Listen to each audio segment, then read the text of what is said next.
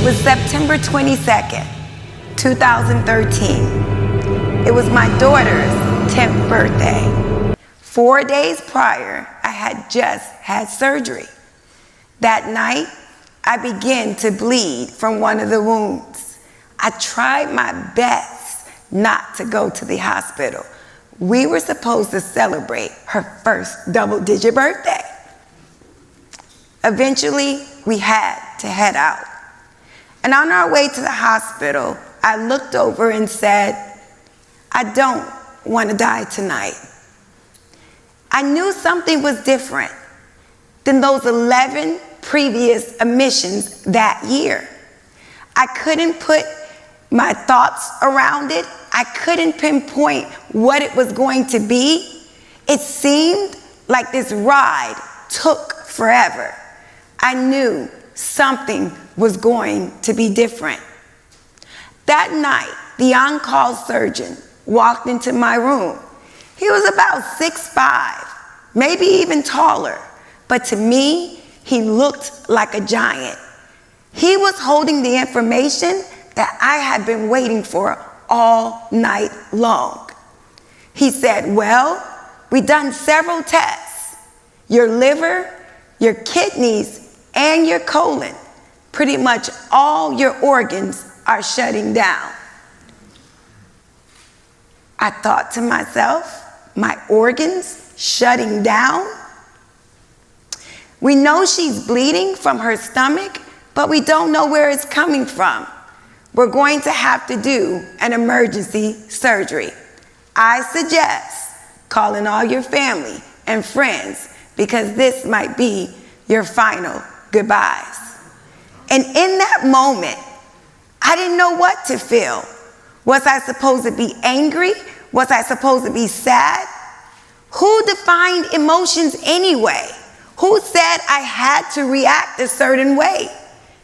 I'm gonna tell you, in that moment, I didn't know what to do. I didn't know how to feel.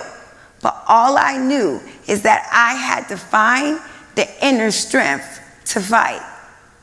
You see, growing up, excuses were tools of incompetence used to build monuments of nothingness. And those that used them were good at nothing but excuses, excuses, excuses. You see, for me, the excuse was the villain in my life. And if I made one, this thing called life, this terminal illness, it would win. Hi, my name is Xtavia, and my life defies the odds. I'm not supposed to be here today.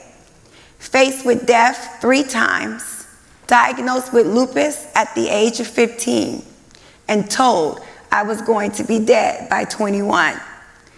Even though I had dreams, I wanted to be successful. I wanted a family. They say plan, prepare for the future.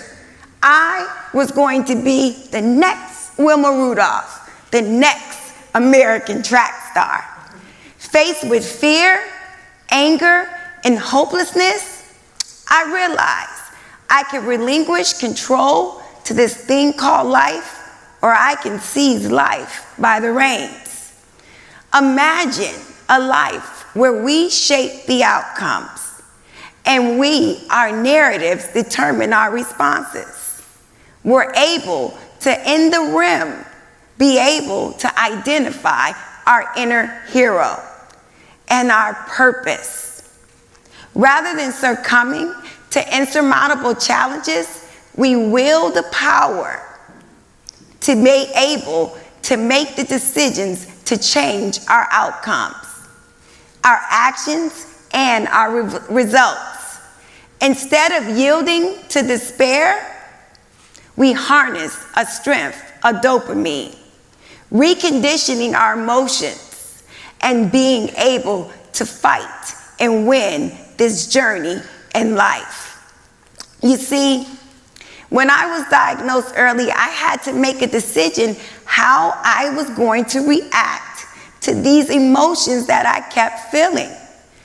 I was not going to accept a life cut short. Conversations with loved ones and God, a heart to heart. One day I realized that no matter what I did, I had to have the strength to fight. My mother's unwavering support echoed the truth that I must live, not merely survive. I was able to fight and stand and look adversity in the face. You see, when you're going through these things in life and you feel like there's no way to get out, we have to decide how we choose to react to these emotions, because this thing called life will take you out. I stand boldly against adversity like a boxer, taking a stance with my hands up, ready and willing to declare a knockout against life.